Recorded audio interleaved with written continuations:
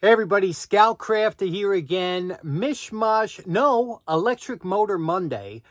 We got a lot to get done today. It's going to be a longer video, so sit back, relax, and let's get to it. We're going to take apart an old, I don't know, 60-year-old motor, put it back together, and hopefully get it running.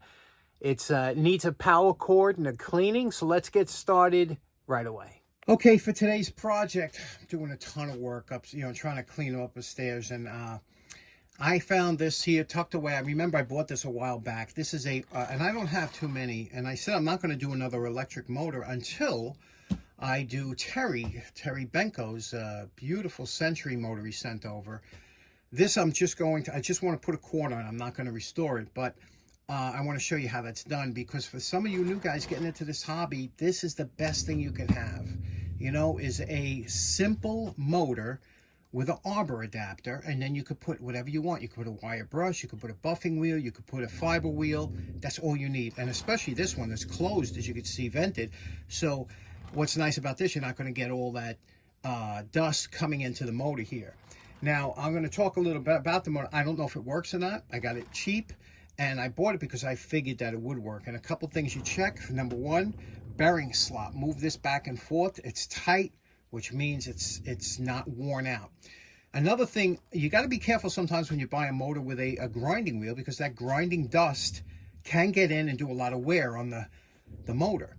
However, grinding wheels a lot of times are only used for a couple seconds. How many times you see grinding wheels used for 20, 30 minutes at a time? You don't. You put them on 5 minutes, you grind something down, you're done, and you don't use it for another 6 months.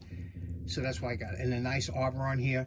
So what we're going to do is, first let's take a look at what we have here as far as what kind of motor it is. Okay, you can see here this is a Westinghouse, which is, I don't have too many. I don't even know, maybe one or two more. But you can buy these type of motors. You can buy a new motor, and just same thing. You get one with a 1/2-inch shaft. You get an arbor adapter. You can put anything you want on there. This one here is a 1/6 horsepower. Although these were pretty powerful for a 1/6, they were rated much better. Like if you buy a 1/6 horsepower from China, that might be 1/10 horsepower, because they rate things different. This is an older one, and they're usually pretty have a lot of power. The 1725 RPM, which is indicative to this type of motor. They come either that or 3600 RPM, and you can see it's continuous duty. So 110 volts, we're looking good here. So what we want to do, what's the amperage rating, if I can see here? Here we go. It's 3.3, but it might be 3.7, maybe it's just under 4 amps. Again, close to what these are for. So what we're going to do is we're going to take off this wheel. Now, a lot of times when these wheels have been sitting on here for a while, they're a little tough to get off, but that's no problem. First thing you do is take a pick, make sure that that's clean, the screws, and we'll back those screws out. Now we're going to pry off this edge here, and what you do is you just want to take this is a pry bar, this is a screwdriver, but it has the flat shank. Remember I was telling you about when the flat blade meets up with the flat side, it's great for prying. If the flat side meets up with the edge like this, it's not as good for prying. So this is a good one. This here is a, remember this here? This is a vintage NASA. See, it says NASA USA. Chrome steel. This is a good screwdriver. So what we'll do is we'll take this down here, and we'll wedge it back. Now, you can see here, it's very easy to come off. Once you get it to the point where you can't wedge it anymore, then all you need to do is put in a adjustable wrench. Now, it doesn't have to be an adjustable wrench. It could be a regular wrench, but you can see what I'm saying here. It takes up the space, and then you use this to pry that out. And if you have to go more, you could take 2 adjustable wrenches and pry them against each other. But this one here is coming off easily. And you can see here, this was machined. This is a nicely made one. You could see the very thin threads, the strong threads on here. So this is a good arbor. Don't think there's nothing wrong with that. And now we got to put some paper down, because this is always a messy job taking these. Now later on we're going to take this arbor off of here, but until we do, I just ran it under the wire brush, the threads here. We're going to take a little 50/50 acetone and automatic transmission fluid and just give a little bit of a squirt onto the threads here. Let it sit there until we're ready later on, because a little bit of time really helps with this stuff. Okay, it's been about 15 minutes, and look how nice that spins off. You see what I mean? You know, don't fight the rust. It's no reason for it. Just while it's there, wire brush it. Everything will pop off nice. Take your washers off. This stone, I'm sure there's nothing wrong with the stone, but this is what we want for what we're going to use it for. Now, sometimes when these washers, they're almost become sealed to the stone, and they, you know, you don't want to try and pry and damage the stone. Just take one of your, and this is why a transfer punch is so great to have. There's so many uses for them. Take a 1/2-inch transfer punch, put it in there, and just give it a little pull, and you see it pops right off. That's the paper that makes it stick on there. Okay, first thing you're going to need when you're starting this off, you want to put down a birdseed bag or something, because it is a messy job cleaning these up. And a couple ice cream sticks. Just cut one in an angle here with anything, and then cut one in half, because this helps clean that out. I'll show you in a minute. This is the worst cord I've ever seen to come on a motor that I've ever bought. Look at this. Have you ever seen a cord disintegrate like that before? Even the inside, sometimes the outside, even the inside disintegrate. It's horrible. Even now, sometimes you could save these caps, you know, the plugs, but even this one's split here. So this one's had a rough life wherever this cord was, but we're going to put a different cord on here. I'm going to talk about that when we get to it. So let's start taking the motor apart. Okay, now notice these screws. They're like a Phillister head. They're beautiful, okay? Again, I searched out a screwdriver that has a blade on it that, look, there's no play whatsoever. It's a hollow ground. It just worked perfect. But notice there's no threads on this screw. It's a hollow.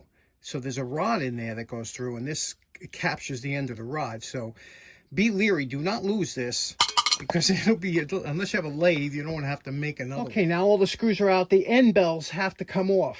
Now, sometimes, and I like to use, I made a bunch of these hammers. This is a great project. Get a piece of hardwood anywhere. It could be pallet wood, drill, put a couple thousands around the shop. These come in so handy. And the reason this is better than a soft blow is because sometimes you need that initial shock. That a soft blow takes away the shock. But you hear this, that crack? This will make that crack without destroying the finish, because it's wood, but also the soft blow takes away, and you know, you really need something that has a little bit of shock value, and a wooden mallet is great. So what we're going to do is we're going to flip this over to the bottom. Okay, you see these two little holes here? Those little holes will allow you to pry those end bells off. Now I'm using just a piece of wood here. Into that hole, I want to make sure it's on camera. Into that hole, we're going to put this piece of wood, and I'm going to tap it with the hammer. There we go. See what we did? Now, this will come out. Now, you have to be careful on the one side, because the wires are attached, these wires. So let's split this side here. See if this side will come out the same way. Yeah. Okay, we'll move this around here. Okay, you see that wiggles off now. Make sure that this shaft is clean. You don't want to ruin your bushing if this is not cleaned off. This one here isn't bad. And we'll just pull this straight off. And that's your one bell housing. You see here? Now, I already put a scratch mark here and here so that I know which side it goes on. So that's your one bell housing.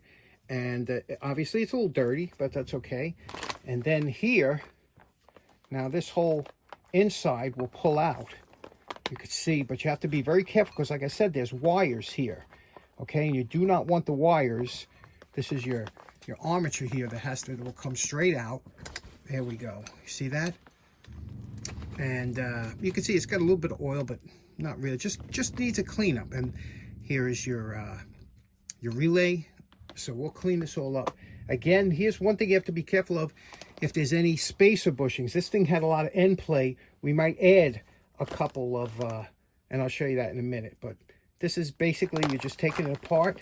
Now you see the wires I was telling you about here. And this is, we're going to have to replace these wires. Okay. So we're going to unscrew them from here. There's some screws. And we're going to have to put new wires in, because obviously it needs to be rewired. Now in the bottom here, I found these are, you see these? Very thin. These are spacer washers. They were supposed to be on the shaft, so I'll put them back on that shaft. And again, that will control the end play, and I'll talk about that later. But you can see here now, all we have to do is we have to take this out. There's a some kind of, like almost like a strain relief. I brought out the pliers here to crush it so that I can push this through and pull this through here. Now, these two wires go here to your centrifugal switch here, and these two go to the windings. So what we basically want to do is take this out and push it through, which we're doing here. And we don't want to break any wires because we're going to have to replace them. Okay, so here are the wires that we're going to replace. We're going to take that tape off, replace these. And then we're going to take these off and clean this all out.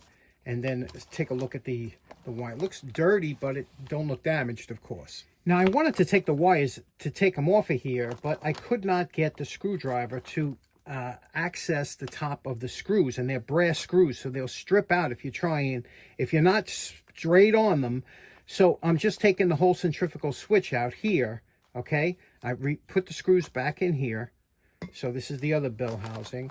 Here's the switch. Now I could get access to the screws, take it apart, clean it, and clean the rest of it, but then, and address these wires.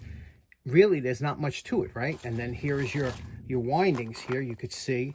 We'll clean all this out, and we'll go over, make sure, we'll vacuum it very lightly with a brush, using a chip brush, and vacuum it all out, and make sure there's no, you know, if you see any wear spots or something, you want to use put a little bit of, they call it electrical varnish. It's kind of a, something that goes on there that won't let it jump the sparks, but everything looks good, just a little bit dirty. So we'll clean that up, replace these wires. Now, here are the wires coming off the coil. You can see here what looks like 4 wires actually are 2 are strain reliefs. There's no wire in here. This is just cord, and that's so that the cord has strength to it if it gets yanked or whatever. So we're going to use an appropriate type of cord, which was used a lot of times on vacuum cleaners. This one's good for 18 amps, much higher voltage than this one, but still not too thick.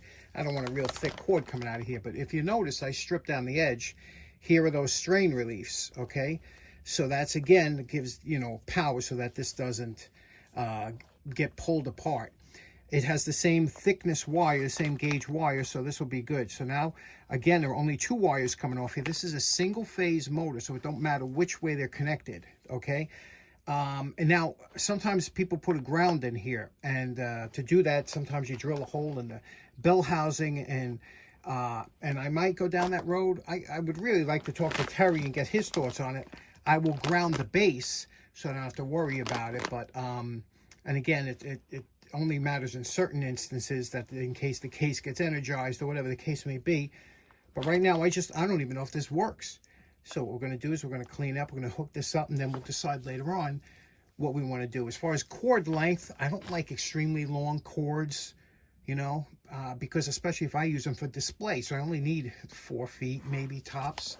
So I'll cut this down, put it in line, and remember, you got to feed it through here first, your bell housing. So you got to clean all this stuff up before you do anything. Okay, on this bell housing here, you can see we're going to have to make a strain relief here. But other than that, we cleaned it up. Again, you got to wipe it out. It takes a lot of, I use 50-50, just get all the grease and everything out in the ice cream stick. Make sure there's no grease. The bushing looks absolutely pristine in there. And to lubricate the bushing, what they do is they have this as a lubricator here, this little shaft. You unscrew this. If it's tight at first, you can wrap some leather around here with the pliers, but it will come out. And there's a piece of felt, there we go, on a spring. There's actually a spring in there. You fill this up with motor oil, non-detergent motor oil, like a 20 weight, and that'll wick up into, and you can see where the shaft is rubbing against the top here. It'll wick up into there. You push this through, and that's how the shafts get lubricated. Now you can see how that wick pushes up through there. So if you take that oil cap off without the shaft on there, that wick is going to push up and you won't get the shaft on there. So if you take the wick off, leave it off until you put the bell housing back on, until you have the armature through there, and then this way, otherwise you won't be able to get the shaft through there. But that's how it lubricates the shaft. This is why I tell you it's such a messy job. You see that dirt in here? This is the dust and everything that comes in there. This all has to come out before you spray this down. See, there's little air vent holes here, and this is where it will come in from. So scrape all that out with your ice cream stick first. Then give it a good dose of 50-50 or whatever cleaner you want to use, and clean up the housing. But you got to get all this out of there. all this out of here because you don't want that sucking into the motor. So there we go. Just scrape it out and then clean it with some 50/50. Now, did I mention this was a messy job? This is a common occurrence. This is the other bell housing here that we're cleaning up. Okay, we cleaned up the inside and everything. Now, this is a common occurrence. Taking off the oil cap here. This is the spring that I was telling you pushes up that felt wick that makes contact with a hole inside the bushing to lubricate the shaft. This was filled with grease. You see that grease? It was filled with grease. Now, a lot of times people that don't know any better will take this cap because, you know, years ago, this was very much similar to the old distributor caps that were on distributors. You would take them off, you would put some grease in there and put it back on and give it a half a crank, and it would force the grease into distributors. But that's not how these work. This is actually a reservoir that's supposed to hold some oil that the wick will suck the oil from the reservoir and feed it to the shaft. So if ever you get it, take the grease out of there. And I'm using, if you can't find regular, it's SAE 20 motor oil. This is a non-detergent. This isn't 3-in-1, even though it is 3-in-1, but it's a motor oil, SAE 20. You douse your wick in there and have a reservoir in there that it could draw up from. Okay, here's our centrifugal switch. Before cleaning, you can see I just took it off, but here's how it works. When the motor, when you plug it in, the primary coil is engaged, which gives you the torque when it first starts. And once it gets spinning to a proper RPM, the centrifugal weights will open up and push this way. So you see what this does? It's a switch. Basically, see the contacts? That's all it does. It disengages the contacts. When this is up, those two are running this way, and as soon as it spins, it disengages it and goes into the secondary coil. And when you're cleaning this, I'm going to use electronic cleaner, some CRC electronic cleaner, and then because the electronic cleaner leaves it very dry, also you got to lubricate it. So a little lubricating spray so this operates the way it should. Now this is where you really want to clean. You want to fold your paper towel in half with a little cleaner in here and get inside the contacts here so that they come out nice and shiny. I don't know if it's showing up here and I don't have enough light, but yeah, see, it's got to be shiny. And then when it works, it should be a nice click. Again, these are the springs that are pushing it. So there we go. Now we just hit it with a lubricant. Did I mention this was a dirty job? Okay, here is the, remember I was telling you about the centrifugal weight. This is the one that's on the armature that when this starts spinning, that opens up and that will throw the switch that I showed you before. That is a centrifugal weight. So you clean all that up. This one here, I used just soaked it with WD-40, wiped it down, and then I'll lubricate it. Remember, WD-40 makes a great cleaner. It's not a good lubricant. We'll lubricate it with a little tri-flow after that, so, but it works very nicely. Okay, everything's all cleaned up, ready for, first we got to attach these wires. How to make this strain relief on the lathe. You see here how we did out of a piece of Delrin. I haven't turned Delrin in a while, but just turn this little piece here. It's a press fit here, or it's going to screw in here. And then once it screws in, this is actually a press fit, the wire. I had to use a letter F drill to get that to be a press fit. So now you don't have to worry about, you know, that being secured in the back. So, and then we'll put a zip tie around the back so it can't pull out. So let's get this together. Okay, now that's been all soldered. We put some heat shrink over it. Now we wrapped it with some Super 33 electrical tape. That's the one to use. And then now what we're going to do is we're going to hook up the switch here, put it back together. Okay, we're about to put the armature in, and one thing I did notice is that there was a piece, it looks like there was a, I don't know if there's a fiber washer that was in there, the spacer washer. There's spacer washers, you could see them here at the end here, and you could see it over here. They put shim washers in here so that you don't have a lot of end play. Now this one here was broken, so what I did is I have and this is always another good set to have. This is a metric sealing washers assortment set, but unfortunately, because it's metric, it was too tight. But I put on the lathe and I took out a little of the inside. So we're going to put this over here where that one came off, and then we'll put this thin one on there. Okay, and that should take up that space, that end play. There's always going to be some end play, but You don't want excessive. Okay, now that everything's back together, and you got to be real careful when you're putting this back together, you want to make sure you tighten these up in a star pattern so it brings the cover down equally. Okay, if you don't have it even, this shaft will bind. And a lot of times it happens a lot. You put it back together and the shaft's not moving. The covers need to be loosened and squeezed in tight so this spins freely.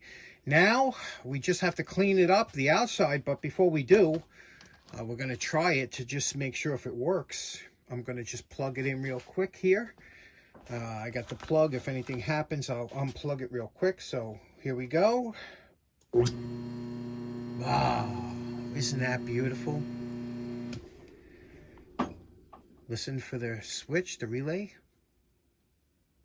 There we go. Beautiful. Okay, so now what we're going to do is we're just going to give it a quick cleanup with some polish, and we'll be back.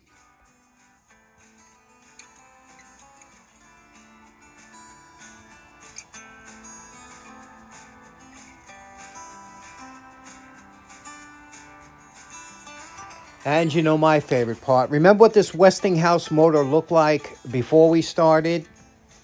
And we're calling this project done. Wow, look at this, huh?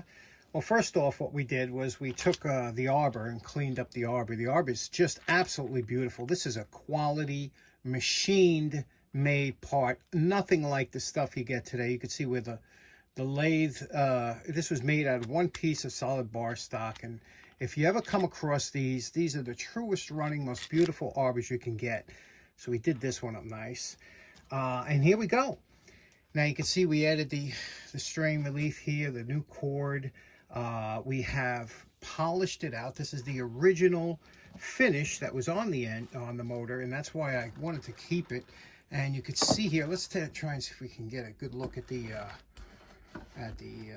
nameplate here. Yeah, there we go. Can you see that? Nameplate came out really nice. Just the overall condition of the motor. And I always say if it has, you know, you try and if it has more than 60% original paint, you try and keep it. And this really does. It has the original all throughout it. It looks good. You can see there's zero end play. If this thing had a lot of end play, about 1/4 of an inch. And we took out that end play. Everything's been lubricated. We probably could use with new felts in here. I'll have to talk to Terry about that. I know you can get them at McMaster Car, and probably wrap your own spring around it. You can see here, it's acceptable, the finish. I like it. And let's listen again what it sounds like. Switch here under the table. That is just absolutely smooth and quiet. The balance is good. Again, because it's been freshly lubricated. Look how nice that is, huh? I love the sound of a well-maintained electric motor. Let's shut it off and then listen for the centrifugal switch and the rundown.